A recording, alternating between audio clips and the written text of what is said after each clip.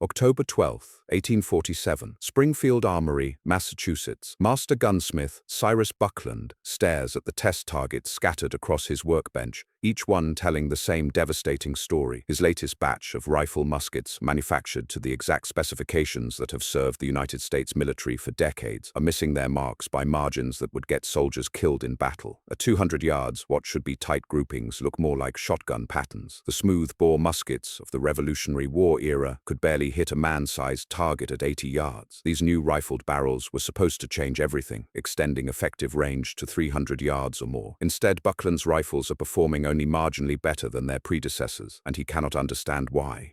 What Buckland doesn't know is that 400 miles south, in a cramped blacksmith shop in Lancaster County, Pennsylvania, a German immigrant named Heinrich Zimmerman is about to solve a problem that has plagued firearms manufacturers for over 3 centuries. Zimmerman has no formal engineering education, no access to the latest military specifications, and no understanding of the complex mathematical formulas that govern projectile flight. What he does have is an obsession with a single question that keeps him awake at night. Why do some rifle barrels shoot straight while others spray bullets like a garden hose? The numbers tell a brutal story. In 1847, the average American military rifle achieves what experts generously call acceptable accuracy at ranges beyond 150 yards. Hit rates against man-sized targets drop to 23% at 200 yards and become virtually random at 300 yards. Soldiers compensate by moving closer to their targets, negating the theoretical advantages of rifled barrels and exposing themselves to unnecessary danger. Military procurement officers accept these limitations as inevitable, the price of manufacturing rifles quickly and cheaply for a rapidly expanding army. But Zimmerman refuses to accept what everyone else considers impossible to improve. The problem begins with a fundamental misunderstanding of how rifle barrels actually work. Most gunsmiths of the 1840s know that spiral grooves inside the barrel, called rifling, spin the bullet and improve accuracy. They know that deeper grooves generally work better than shallow ones, and they understand that the grooves must be precisely cut to maintain consistency. What they don't understand, what nobody has figured out after 350 years of firearms development, is the critical relationship between the rate of twist in those grooves and the weight and length of the projectile being fired. Heinrich Zimmerman didn't set out to revolutionize warfare. Born in the Black Forest region of southwestern Germany in 1798, Zimmerman learned blacksmithing from his father, who specialized in agricultural tools and horseshoes. The family emigrated to Pennsylvania in 1823, part of the great wave of German craftsmen who brought old-world skills to America's expanding frontier. Zimmerman established his forge in a village outside Lancaster, initially focusing on the same mundane work that paid the bills: plowshares, wagon hardware, kitchen utensils, anything local farmers and merchants needed made from iron and steel. His introduction to gunsmithing came by accident. In the spring of 1834, a traveling hunter brought Zimmerman a damaged Pennsylvania long rifle. Its barrel split from an overloaded powder charge. The repair should have been straightforward: cut out the damaged section and forge weld in a replacement piece. But when Zimmerman test-fired the repaired weapon, something extraordinary happened. The rifle shot with an accuracy he had never seen before, consistently placing bullets within a 2-inch circle at 100 yards. The hunter was astounded, claiming the rifle had never shot so well, even when it was new. Zimmerman became obsessed with understanding what he had done differently. He measured every dimension of his repair work, documented the exact composition of the iron he had used, and recorded the precise temperatures at which he had worked the metal. But the more he studied his successful repair, the more confused he became. On paper, his work appeared identical to standard gunsmithing practices. The mystery consumed him. Over the next 5 years, Zimmerman took on every gun repair job he could find, using each damaged weapon as an opportunity to experiment. He varied his techniques systematically, changing one element at a time and carefully documenting the results. He tried different types of iron, alternative forging temperatures, and various methods of joining metal sections. Most of his experiments produced rifles that shot normally, meaning adequately but not exceptionally. Occasionally, almost randomly, he would create a barrel that shot with supernatural accuracy. These successes kept him going, but their unpredictability drove him to the edge of madness. The breakthrough came in 1839, but not in the way Zimmerman expected. A customer brought him a rifle barrel that had been damaged in a house fire, its rifling grooves partially melted and deformed. Standard practice would have been to ream out the entire bore and recut the rifling from scratch. Instead, Zimmerman decided to study the damaged grooves under magnification, using a jeweler's loupe borrowed from Lancaster's only watchmaker. What he saw changed everything. The fire damage had altered the twist rate of the rifling in the damaged section, making the spiral tighter than in the undamaged portions of the barrel. Where the original grooves made one complete turn every 48 inches, the heat-deformed section twisted once every 32 inches. When he test-fired the barrel without repairing it, expecting terrible accuracy, the bullets grouped tighter than anything he had achieved before. Zimmerman spent the next 3 months conducting the most systematic series of experiments in firearms history. He fabricated barrel segments with different twist rates, from the standard one in 48 down to an extreme one in 20. He tested them with bullets of various weights, from lightweight 120-grain projectiles to heavy 200-grain slugs. He fired thousands of rounds, meticulously recording every variable and measuring every group. The pattern that emerged contradicted everything the gunsmithing community believed about rifle barrels. Conventional wisdom held that slower twist rates were better, providing just enough spin to stabilize the bullet without over-rotating it. Zimmerman's experiments proved the opposite. Heavier bullets required faster twist rates to achieve optimal accuracy, and the relationship was mathematically predictable. A 150-grain bullet shot best with a 1 in 36 twist. A 180-grain bullet needed 1 in 32. The heaviest bullets he tested demanded twist rates as fast as 1 in 24, but the most shocking discovery was how dramatically proper twist rates improved accuracy. Rifles with correctly matched twist rates consistently shot 3 times more accurately than those with standard rifling. Where a typical rifle might group shots in a 6-inch circle at 200 yards, Zimmerman's optimized barrels held groups under 2 inches. At 300 yards, the difference became even more pronounced. Standard rifles scattered shots across a 15-inch pattern, while Zimmerman's barrels maintained 4-inch groups. The implications were staggering. A soldier armed with one of Zimmerman's rifles could reliably hit a man-sized target at 400 yards, double the effective range of standard military weapons. The psychological impact on enemy forces would be devastating, facing accurate fire from distances they considered safe. Entire military doctrines would need to be rewritten to account for this new level of precision. But Zimmerman faced the same problem that has frustrated innovators throughout history. His discoveries challenged established practices that had been accepted for centuries. When he approached other gunsmiths with his findings, they dismissed his claims as impossible. The mathematics were too complex, they argued. The manufacturing tolerances were too precise for hand forging. The improvement margins were too good to be true. The established firearms industry had invested heavily in standardized production methods. Changing twist rates would require new tooling, retraining of workers, and acknowledgement that their current products were fundamentally flawed. Military procurement officers, already dealing with budget constraints and political pressure, showed little interest in expensive upgrades to weapons that met existing specifications. Zimmerman found himself in the position of knowing something revolutionary while being powerless to implement it on a large scale. He continued making custom rifles for hunters and sport shooters who could afford his premium prices and were willing to wait months for delivery. Word spread slowly through networks of serious marksmen, creating demand he could never satisfy working alone in his small forge. The irony was painful. Zimmerman had solved a problem that had stumped the greatest minds in firearms development. Using nothing more than systematic observation and relentless experimentation, his mathematical relationships between bullet weight and optimal twist rates were precise enough to predict performance before manufacturing began. He had essentially invented what modern engineers would recognize as ballistic optimization through empirical testing. Yet the very simplicity of his solution worked against its acceptance. Established experts could not believe that a village blacksmith had discovered principles that had eluded university-trained engineers and military scientists. The answer seemed too obvious, too straightforward to be revolutionary. Surely someone would have thought of it before if it actually worked. What they failed to understand was that breakthrough innovations often appear obvious in retrospect. Zimmerman's genius lay not in complex theoretical knowledge, but in his willingness to question assumptions that everyone else accepted without thought. He approached each experiment with genuine curiosity rather than preconceived notions about what should work. This intellectual honesty,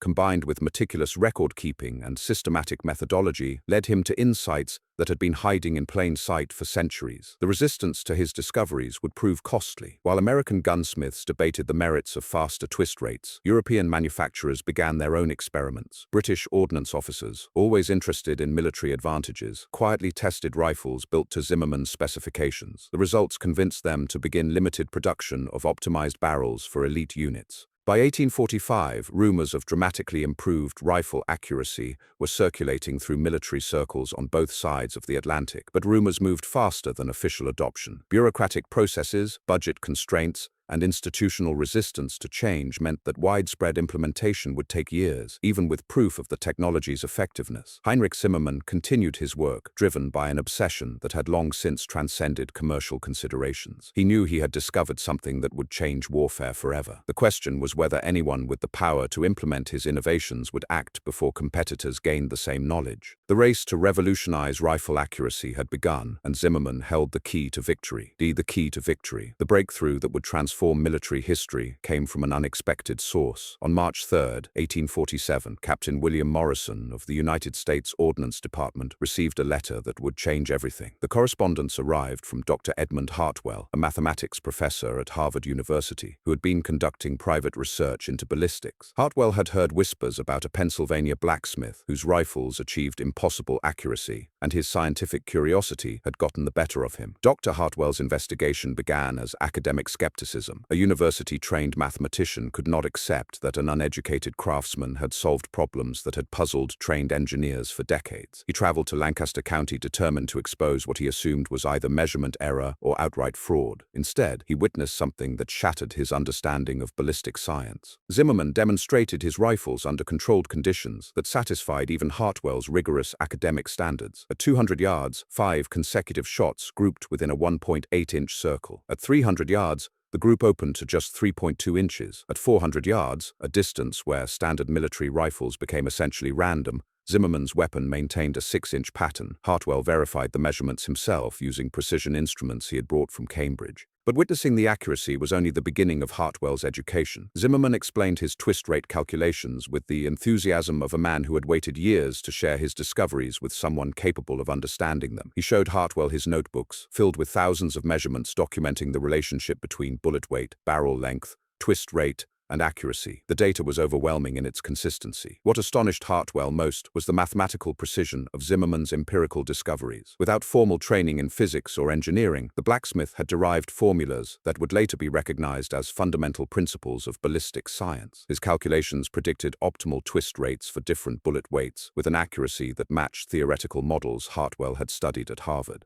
Dr. Hartwell returned to Massachusetts, convinced he had witnessed a revolution in firearms technology. His letter to Captain Morrison was urgent and unambiguous. The United States military needed to investigate Zimmerman's methods immediately before European competitors gained the same advantages. He included detailed measurements from his Pennsylvania visit and calculations showing how properly twisted barrels could triple the effective range of infantry weapons. Captain Morrison's response revealed the institutional inertia that had slowed adoption of Zimmerman's innovations. Morrison acknowledged Hartwell's findings but explained the practical obstacles to implementing new manufacturing standards. The Springfield Armory had invested heavily in existing production methods. Changing twist rates would require new tooling, worker retraining, and months of testing to establish new quality control standards. More problematic was the question of ammunition compatibility. Standard military cartridges had been designed for existing twist rates. Zimmerman's faster twisted barrels might require different powder charges or bullet designs to achieve optimal performance. The logistics of coordinating changes across multiple armories and ammunition manufacturers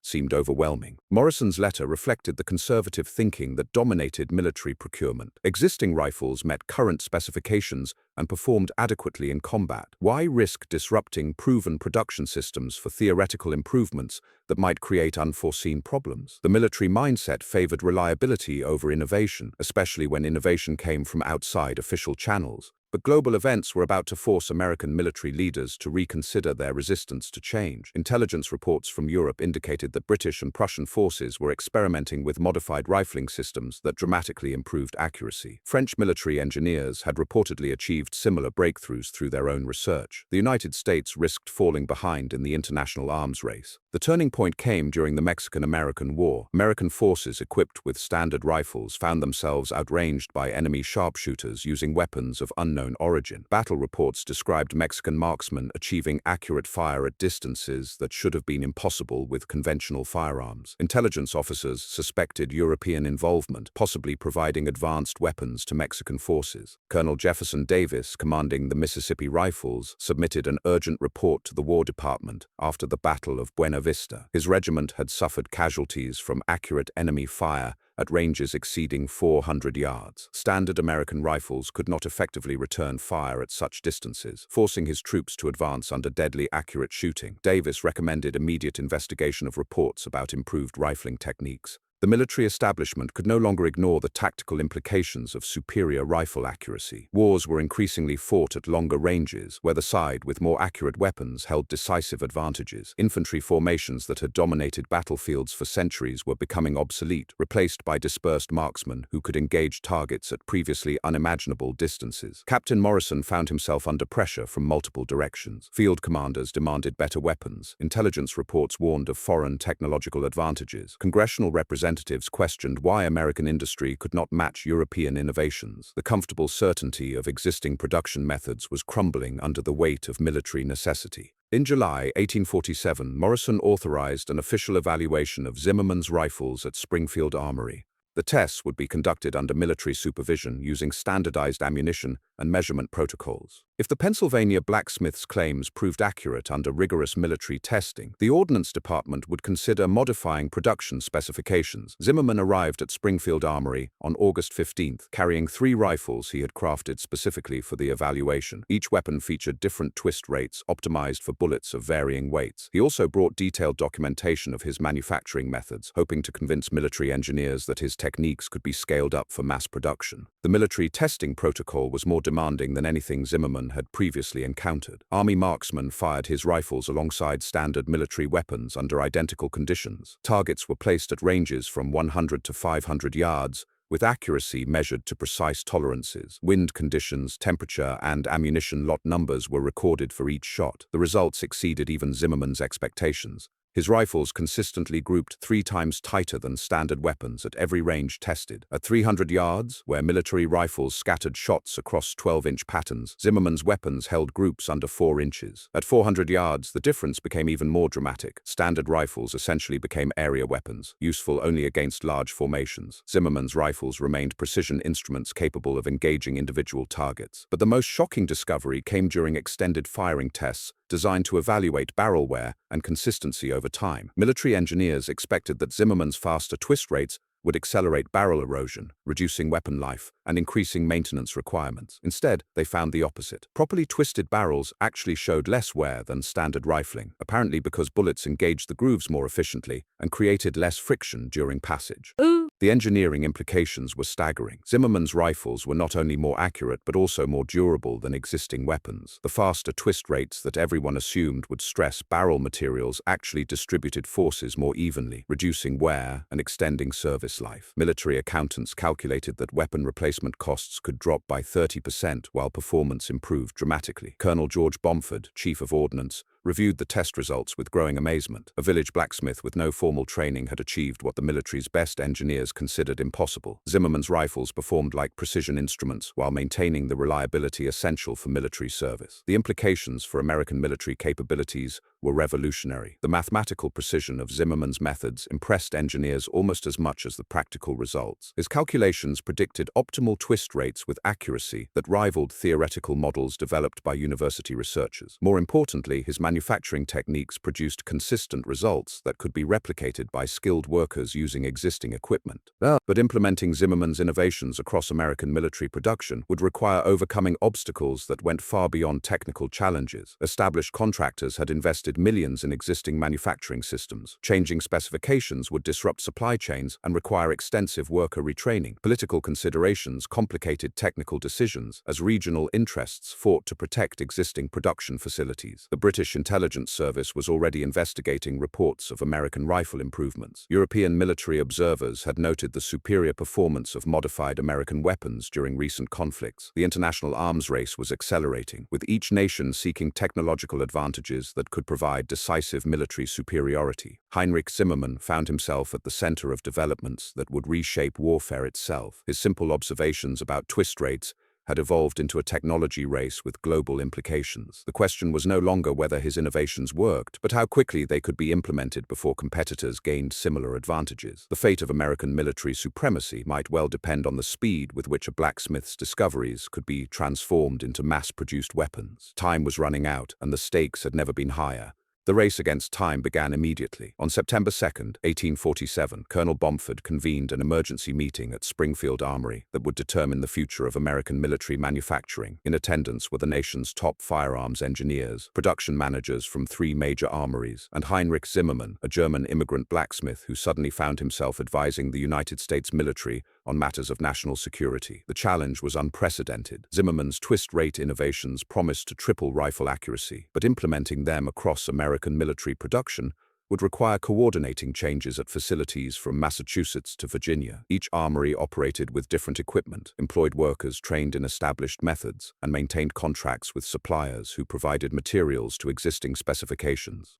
Master Armorer Samuel North from Middletown, Connecticut, outlined the manufacturing obstacles with brutal honesty. His facility produced 12,000 rifle barrels annually using machinery calibrated for standard twist rates. Changing to Zimmerman's specifications would require retooling every rifling machine, retraining 200 workers, and establishing new quality control procedures. The conversion process would halt production for at least 4 months. Similar challenges existed at every major production facility. The Harper's Ferry Armory reported that implementing faster twist rates would require replacing their entire inventory of rifling tools worth approximately $18,000 in 1847 dollars. The Richmond Armory estimated 6 months of reduced production while workers learned new techniques. Across the American firearms industry, the total cost of conversion approached $400,000, an enormous sum that Congress might refuse to authorize. But the technical obstacles paled compared to the human resistance Zimmerman encountered. Master craftsmen who had spent decades perfecting traditional methods viewed his innovations as a tax on their professional expertise. These were proud men whose reputations had been built on producing weapons that met existing military specifications. Accepting that a village blacksmith had discovered superior techniques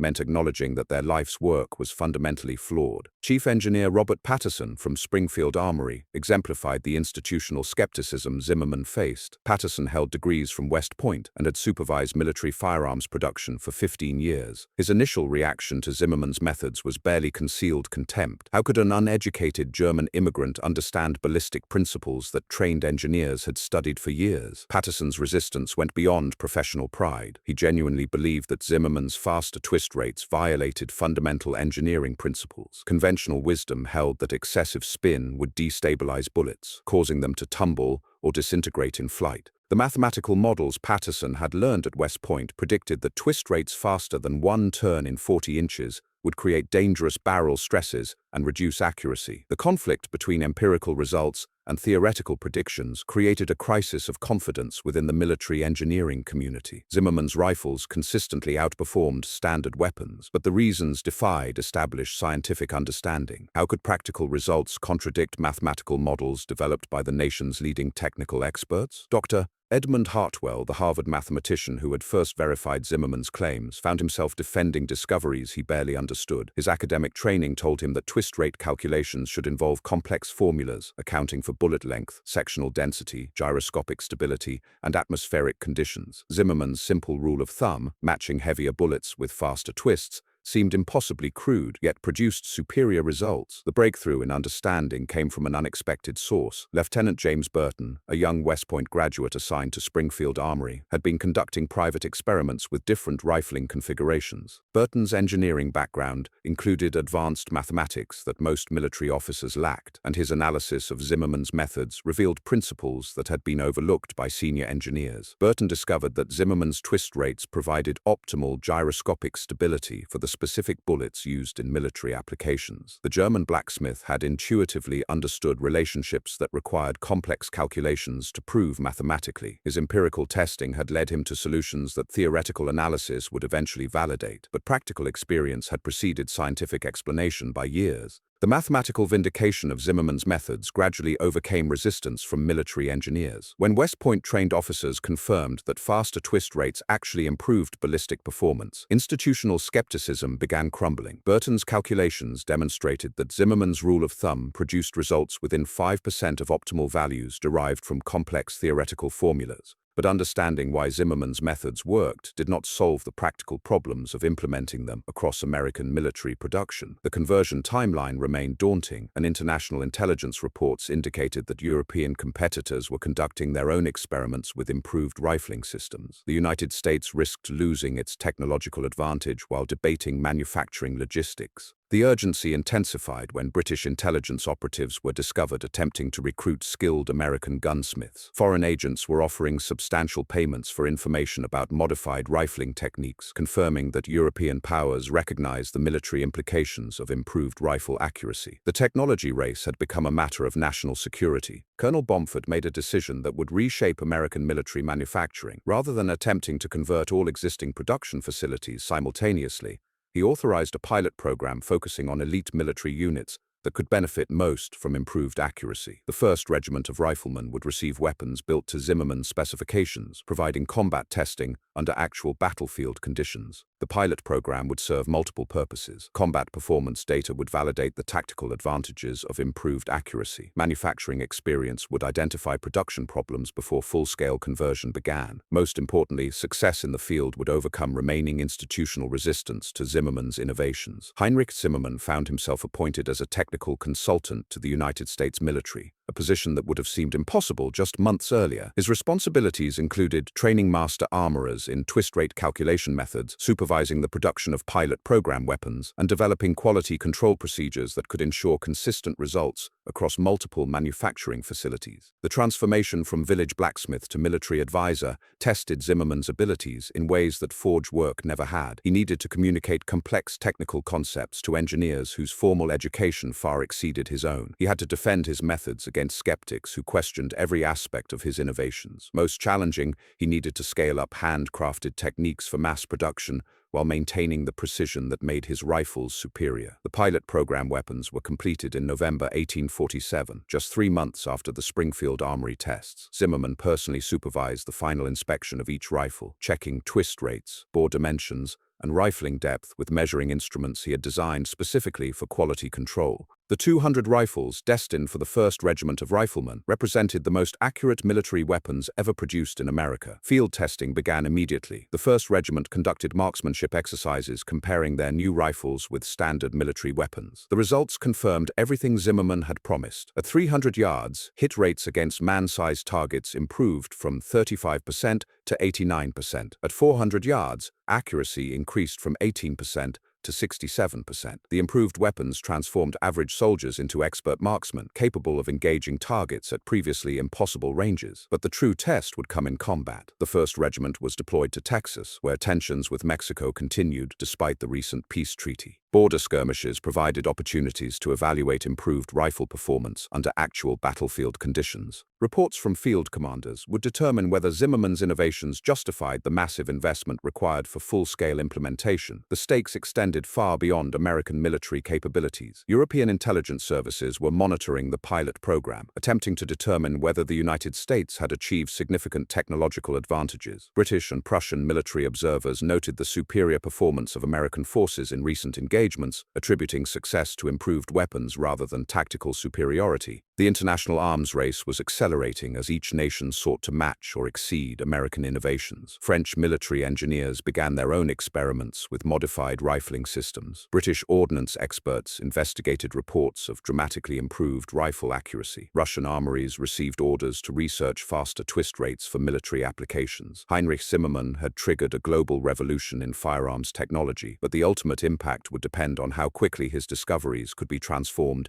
into mass-produced weapons. The nation that first achieved large-scale production of improved rifles would gain decisive military advantages that could reshape the balance of international power. The quiet German blacksmith who had stumbled upon the secrets of rifle accuracy now found himself at the center of developments that would influence warfare for generations. His simple observations about twist rates had evolved into a technology race with implications he could never have imagined when he first noticed that damaged rifle shooting better than new ones. Time was running out, and the world was watching. D was watching. The field reports from Texas arrived at the War Department on February 14, 1848, and they changed everything. Major Robert Anderson, commanding the 1st Regiment of Riflemen, submitted documentation that read like fiction to military officials who had never witnessed such battlefield performance. His men had engaged Mexican irregulars at ranges exceeding 500 yards, achieving kill ratios that defied every precedent in military history. The engagement at Presidio del Norte exemplified the tactical revolution Zimmerman's rifles had created. Anderson's riflemen, positioned on elevated ground overlooking the Rio Grande,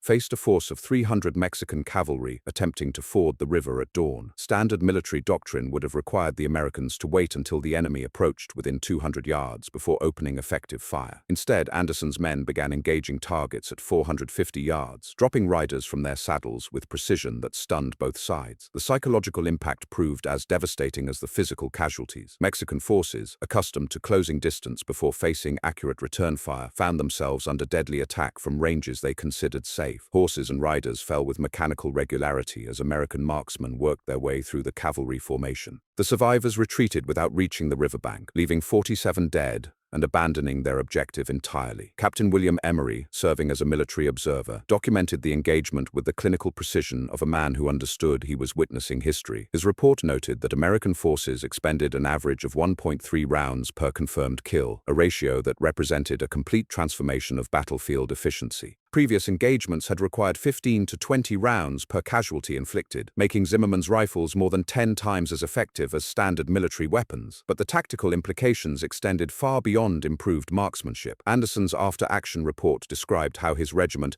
had fundamentally altered their approach to combat, abandoning close-order formations in favor of dispersed positions that maximized their weapons' advantages. Individual riflemen could now engage multiple targets at extended ranges, creating killing zones that no conventional force could penetrate. The ripple effects reached every aspect of military planning. Traditional cavalry charges became suicide missions against forces equipped with accurate long-range weapons. Artillery positions, previously safe from small arms fire, now required protection from riflemen who could engage gunners at distances exceeding half a mile. Infantry formations that had dominated battlefields for centuries were obsolete against opponents who could inflict casualties from beyond visual range. European military observers in Mexico confirmed what their governments feared most. American forces had achieved technological superiority that threatened to upset the global balance of military power. British Colonel James Henderson, officially attached to Mexican forces as a training advisor, submitted classified reports describing American rifle performance that exceeded anything in European arsenals. Henderson's intelligence reached London in March 1848, prompting emergency meetings at the War Office. British military leaders realized they faced a crisis that demanded immediate response. If American innovations could be replicated, British forces risked obsolescence in any future conflict. The Royal Navy's global dominance might prove meaningless if enemy infantry could engage British landing forces from impossible ranges. The British response was swift and systematic. Within weeks of receiving Henderson's reports,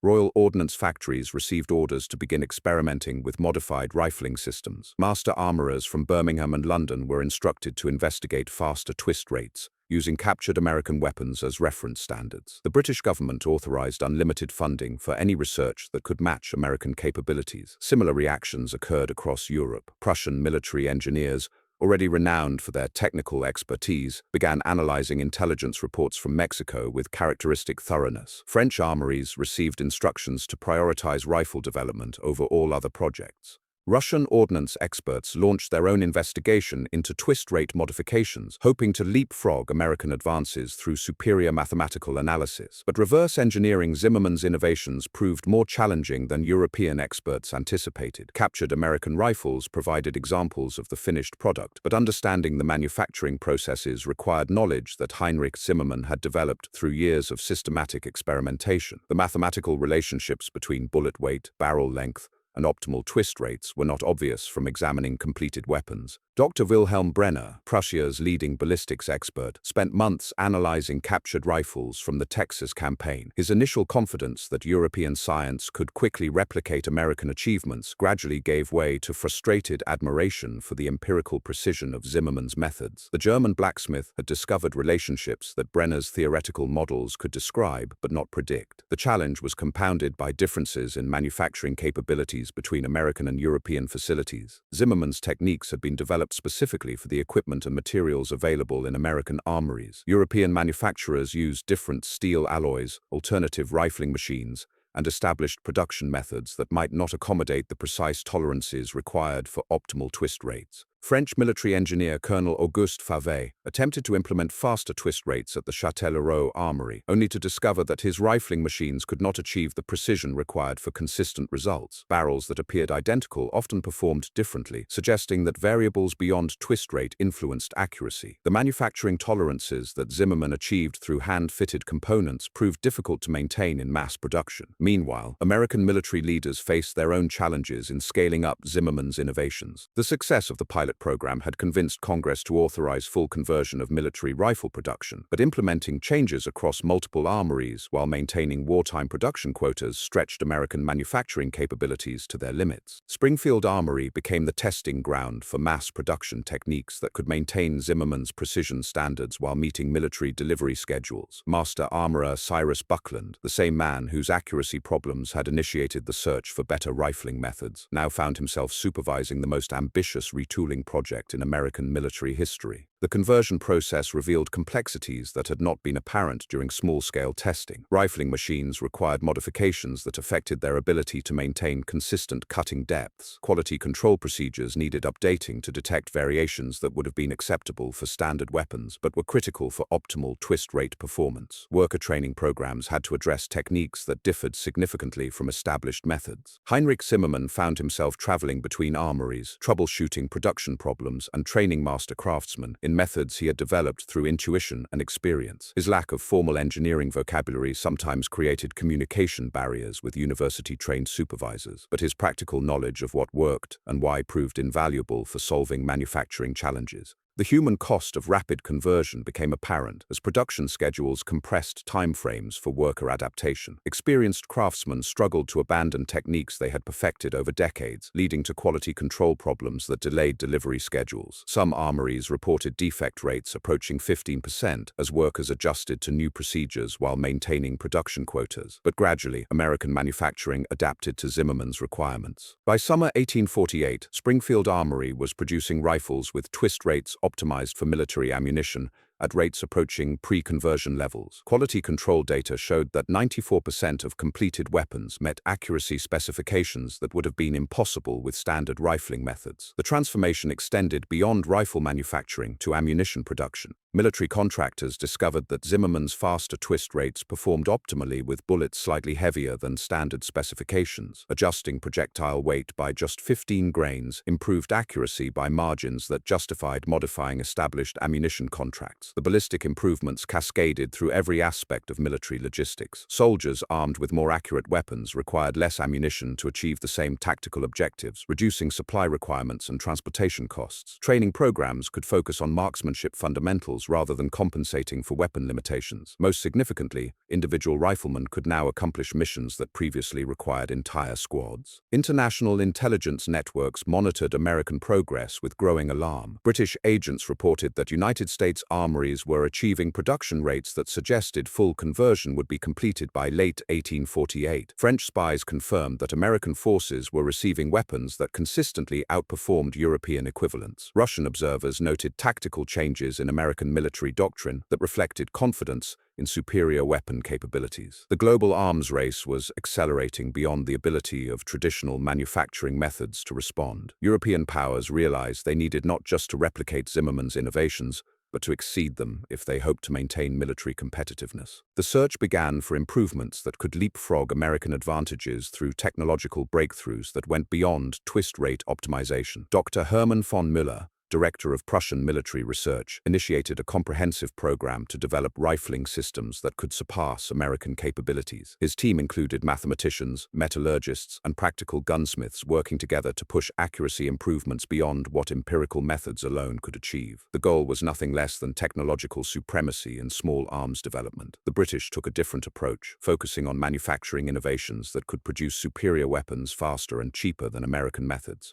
Royal Ordnance engineers investigated steam-powered rifling machines that could achieve tolerances impossible with manual techniques. The objective was to combine Zimmerman's accuracy improvements with British industrial efficiency. French military planners pursued a third strategy, emphasizing tactical innovations that could maximize the advantages of improved rifle accuracy. They developed new infantry formations, revised training procedures, and modified battlefield doctrines to exploit the capabilities that longer-range, accurate fire provided. The French military aimed to achieve superior battlefield performance, even if their weapons remained technically inferior to American rifles. But all European efforts faced the same fundamental challenge that had frustrated military engineers for centuries. Theoretical knowledge, no matter how sophisticated, could not substitute for the empirical understanding that Heinrich Zimmerman had developed through thousands of systematic experiments. The German blacksmith had discovered relationships that mathematical models could describe but not predict, giving American forces advantages that went beyond simple technological superiority. The race to surpass Zimmerman's innovations had become a contest between scientific theory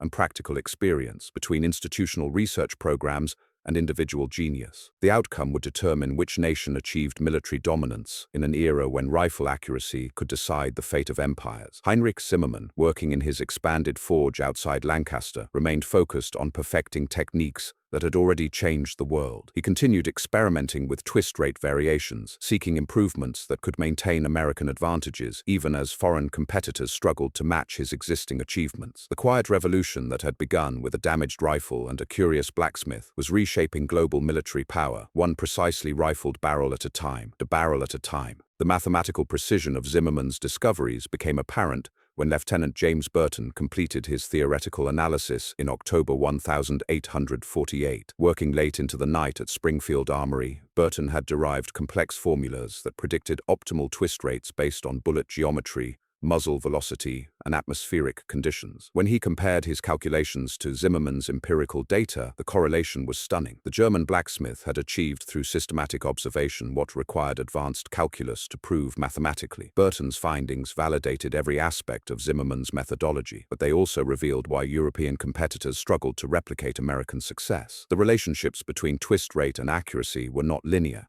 Small variations in manufacturing tolerances created disproportionate effects on performance. A barrel with rifling that deviated just 2% from optimal specifications might shoot adequately, while one that varied 5% became essentially useless for precision work. This sensitivity to manufacturing precision explained why hand-fitted rifles consistently outperformed mass-produced weapons. Zimmerman's personal attention to each barrel allowed him to compensate for minor variations that automated systems could not detect. His trained eye could identify imperfections that measuring instruments missed, and his experienced hands could make corrections that preserved accuracy despite material inconsistencies. The challenge facing American armories was scaling this artisanal precision to industrial production levels. Master armorer Samuel North at Middletown had developed innovative quality control procedures that caught most manufacturing defects, but maintaining Zimmerman's standards while meeting military delivery schedules pushed his workforce to their limits. Skilled craftsmen worked 12-hour shifts, checking and rechecking measurements that would have been considered excessive for standard weapons. The human cost of this precision became evident in worker fatigue and error rates. Men who had confidently produced acceptable rifles for years now found themselves second-guessing every cut, every measurement, every adjustment. The psychological pressure of knowing that microscopic errors could render their work worthless created stress that affected productivity and morale across the American armaments industry. Yet the results justified the effort. By November 1848, American forces were fielding rifles that consistently achieved accuracy standards that European competitors considered theoretical maximums. Intelligence reports from Mexico described engagements where individual American marksmen had neutralized enemy positions from distances exceeding 600 yards. These were not exceptional shots by legendary marksmen, but routine performance by average soldiers armed with properly manufactured weapons. The tactical implications revolutionized military thinking on both sides of the Atlantic. General Winfield Scott, analyzing battle reports from the Mexican campaign, noted that traditional concepts of effective range had become obsolete. Infantry formations that had dominated warfare since the invention of gunpowder were vulnerable to accurate fire from distances that made return fire impossible with conventional weapons. Scott's tactical assessments reached European military observers through intelligence networks that operated with surprising efficiency despite primitive communication systems. British General Sir Henry Hardinge received detailed analyses of American rifle performance within 6 weeks of engagements in Mexico. His response was immediate and decisive, authorizing emergency funding for any British research that could match or exceed American capabilities. The British effort centered on the Royal Small Arms Factory at Enfield, where master gunsmith William Pritchett had been experimenting with rifling modifications since receiving intelligence reports from Mexico. Pritchett's approach differed fundamentally from Zimmerman's empirical methods. Where the German blacksmith had relied on systematic observation and trial-and-error testing, Pritchett attempted to apply theoretical principles derived from mathematical analysis of projectile flight. The results were frustrating and inconsistent. Pritchett's mathematically derived twist rates produced rifles that performed well under controlled conditions but failed to maintain accuracy in field testing. Variables that Zimmerman had learned to account for through experience, atmospheric pressure changes, temperature variations, humidity effects, proved difficult to incorporate into theoretical calculations. Dr. William Greener, Britain's leading authority on firearms design, analyzed Pritchett's failures with characteristic thoroughness. His conclusion was diplomatically worded but fundamentally damning. British manufacturing methods, despite their technical sophistication, could not replicate the intuitive precision that Zimmerman achieved through hands-on craftsmanship. The gap between theory and practice remained frustratingly wide. French efforts encountered similar obstacles, despite the legendary precision of their armaments industry. The Châtellerault Armory had produced some of Europe's finest weapons for decades, but implementing faster twist rates revealed manufacturing inconsistencies that had been invisible when producing conventional rifles. Master craftsmen who considered themselves experts discovered that their established techniques were inadequate for the tolerances required by Zimmerman's methods. Colonel Auguste Favre, directing French rifle development, faced the same challenge that frustrated British engineers. European manufacturing had evolved to produce weapons that met established specifications efficiently and economically. Zimmerman's innovations demanded precision that went beyond traditional requirements, forcing fundamental changes in production methods that disrupted established workflows and challenged accepted practices. The Prussian approach proved more systematic but equally unsuccessful in the short term. Dr. Wilhelm Brenner assembled teams of mathematicians, metallurgists, and practical gunsmiths to attack the problem from multiple directions simultaneously. His research program included theoretical analysis of ballistic principles, metallurgical studies of optimal barrel materials, and manufacturing experiments designed to achieve American-level precision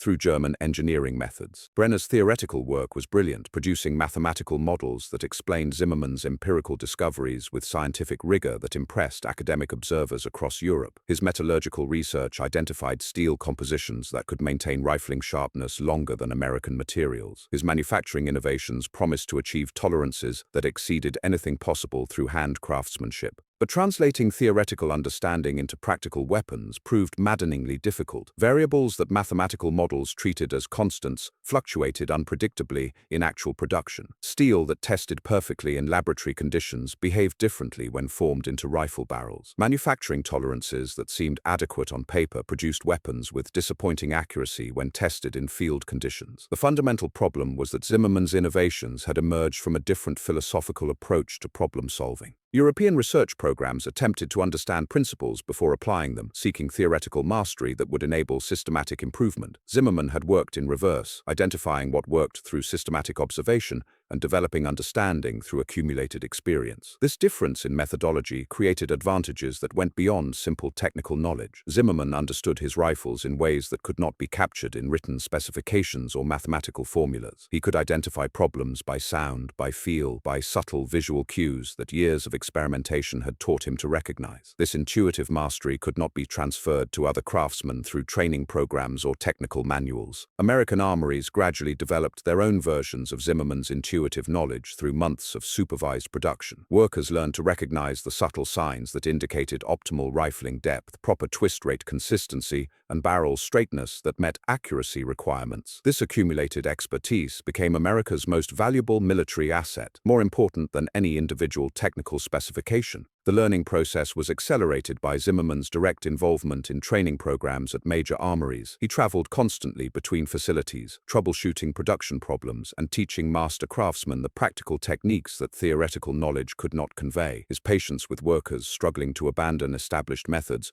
one respect that formal authority could never have commanded. By December 1848, American rifle production had achieved consistency that European observers found difficult to believe. Quality control reports showed defect rates below 3%, with most failures attributable to material defects rather than manufacturing errors. Average accuracy performance exceeded specifications that European armories considered exceptional achievements. The strategic implications became clear when American diplomatic representatives began leveraging superior military capabilities in international negotiations. European powers found themselves dealing with a nation whose infantry could engage their forces from ranges that made conventional military responses ineffective. The balance of international power was shifting in ways that reflected technological rather than numerical advantages. British Foreign Secretary Lord Palmerston noted in private correspondence that American military innovations had created a situation analogous to European advantages over indigenous forces in colonial conflicts. The nation with superior weapons could dictate terms to opponents whose conventional forces could not engage effectively. This reversal of traditional power relationships demanded fundamental reconsideration of European strategic planning. The realization that technological superiority could overcome numerical disadvantages sparked intense competition among European powers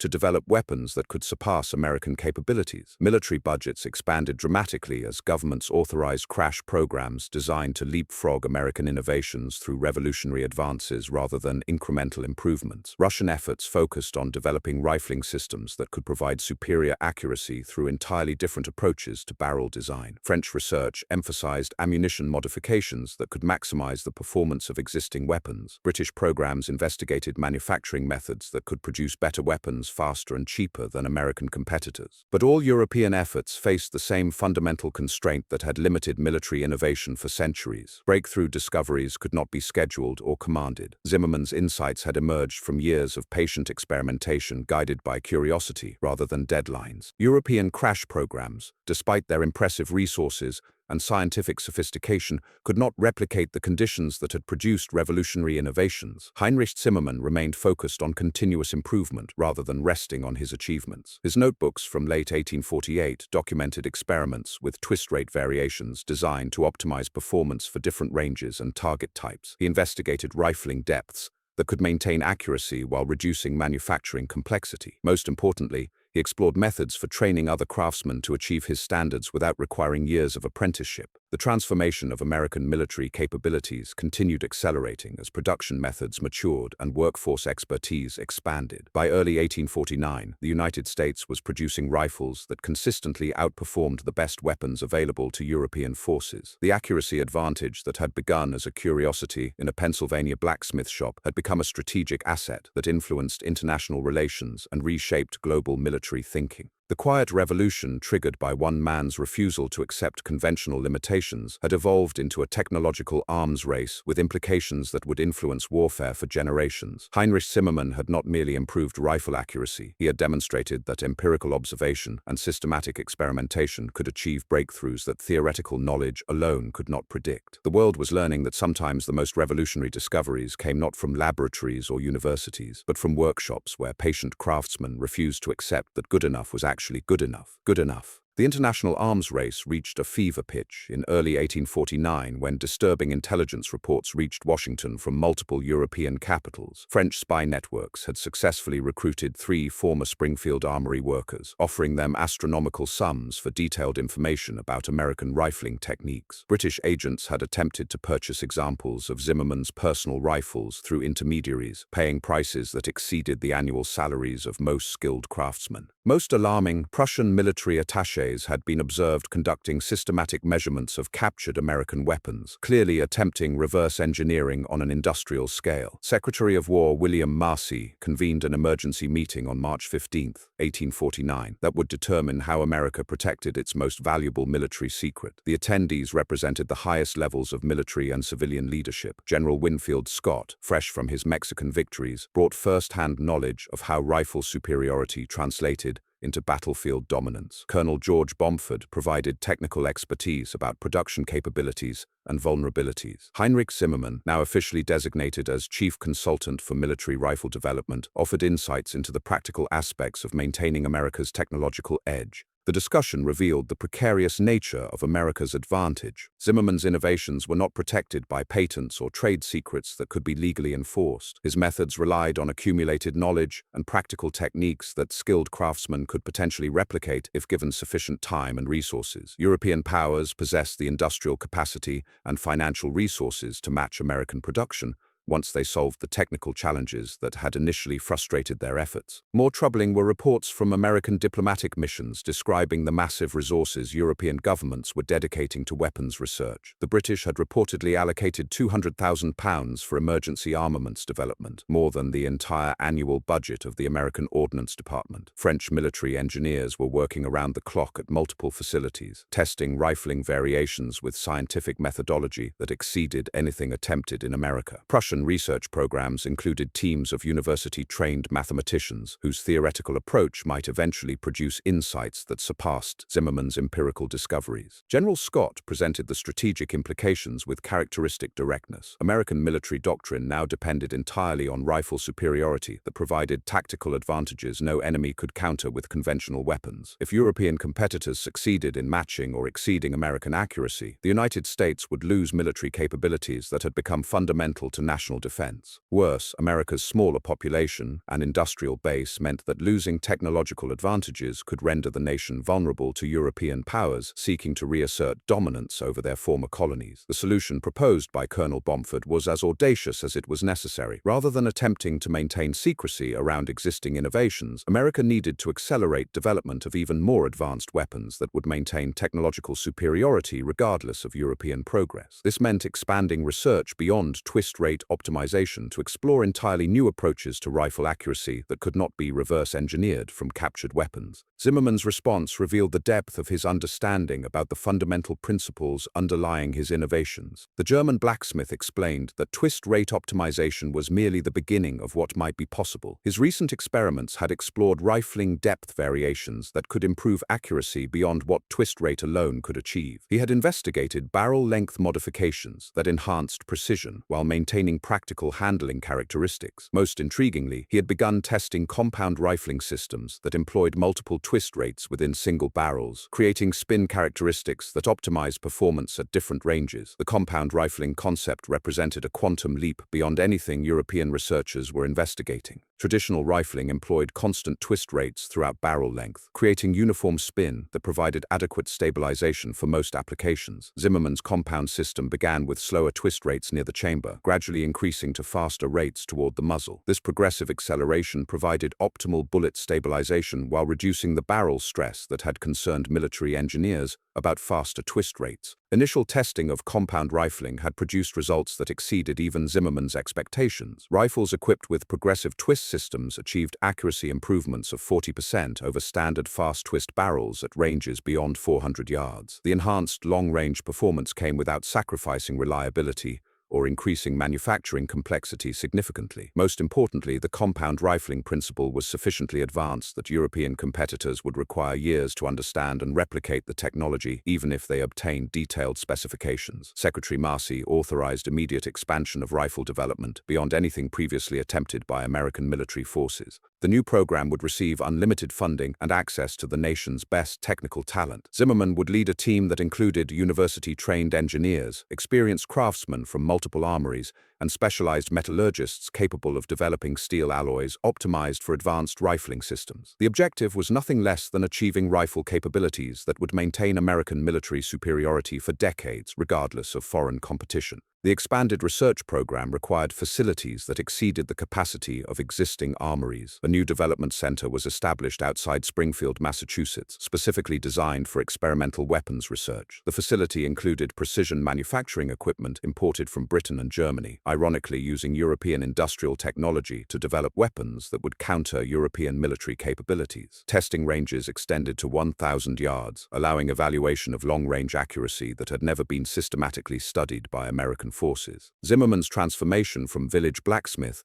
to director of America's most advanced weapons research, represented one of the most remarkable career progressions in military history. His responsibilities now included supervising teams of engineers whose formal education far exceeded his own, coordinating research programs that involved multiple scientific disciplines, and developing manufacturing specifications for weapons that pushed the boundaries of contemporary technology. Yet his empirical approach remained the foundation of all development efforts, ensuring that theoretical advances were validated through systematic testing under realistic conditions. The first compound rifling prototypes were completed in July 1849, incorporating progressive twist rates that Zimmerman had calculated through months of ballistic testing. The manufacturing process required precision that challenged even America's most skilled craftsmen, with tolerances measured in thousandths of inches rather than the hundredths that had been considered adequate for standard weapons. Quality control procedures involved measurements and testing protocols that exceeded anything previously employed in military production. Field testing of the prototype weapons produced results that stunned military observers. At 500 yards, compound rifling rifles achieved accuracy that surpassed standard weapons at 300 yards. At 800 yards, where conventional rifles became essentially area weapons suitable only for volley fire, the new systems maintained precision that allowed individual marksmen to engage specific targets. Most remarkably, accuracy actually improved at extended ranges where progressive twist rates provided optimal bullet stabilization. The tactical implications were revolutionary. Infantry armed with compound rifling weapons could engage enemy forces at ranges that made return fire impossible with any existing weapons. Artillery positions, traditionally safe from small arms attack, became vulnerable to individual marksmen operating from concealed positions. Cavalry charges, already dangerous against accurate rifles, became absolutely suicidal against weapons that could kill horses and riders at distances exceeding half a mile. European intelligence services detected American research activities through networks that operated with surprising efficiency, despite primitive communication systems. Reports of mysterious testing activities at the new Springfield facility reached London, Paris, and Berlin within weeks of the first prototype evaluations. Foreign military attachés noted the construction of extended firing ranges and the importation of precision manufacturing equipment that suggested weapons development beyond conventional rifling improvements. The British response was immediate and comprehensive. Royal Ordnance received emergency authorization to establish competing research programs that would investigate every possible approach to rifle accuracy improvement. Master gunsmith William Pritchett was given unlimited resources and instructed to achieve results that could match or exceed whatever innovations American forces were developing. The British government treated weapons research as a matter of national survival that justified any expenditure or effort. French military engineers launched parallel programs that emphasized mathematical analysis of ballistic principles combined with systematic testing of rifling variations. Colonel Auguste Favre assembled teams that included the finest technical minds available to French military forces, creating research capabilities that rivaled anything attempted during the Napoleonic Wars. The French approach focused on achieving breakthrough understanding that could leapfrog American empirical methods through superior theoretical knowledge. Prussian efforts remained the most systematic and scientifically sophisticated. Dr.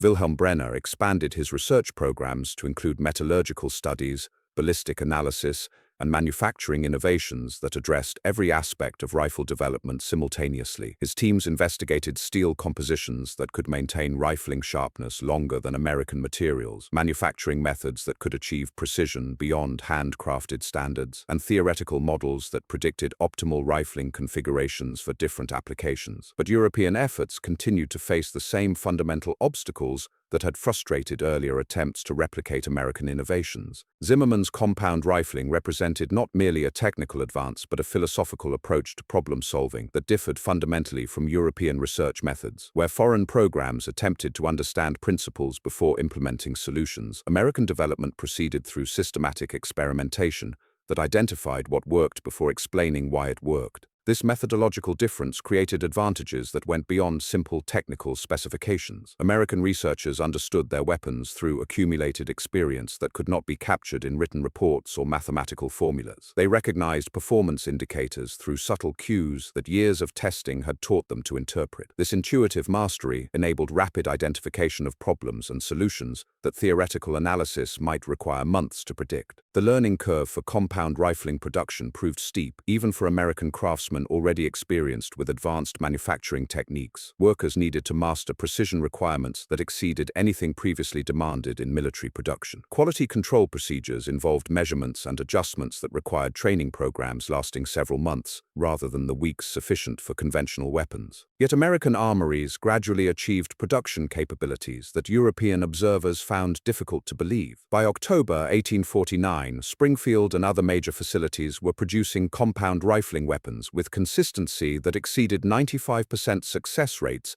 in accuracy testing. Manufacturing defects that would have been acceptable for standard rifles were detected and corrected before weapons left production facilities. The systematic attention to detail that Zimmerman had pioneered was being replicated on an industrial scale that maintained artisanal precision. The strategic implications became apparent when American diplomatic representatives began leveraging superior military capabilities in international negotiations with increased confidence. European powers found themselves dealing with a nation whose technological advantages were expanding rather than diminishing despite their massive investments in competing research programs. The gap between American and European rifle capabilities was widening even as foreign efforts intensified. Lord Palmerston noted in classified correspondence that American weapons development had created a situation where conventional military responses were becoming obsolete. British forces, equipped with the finest weapons available to European armies, could not engage American troops effectively at ranges where compound rifling systems provided decisive advantages. This technological disparity threatened to make traditional concepts of military balance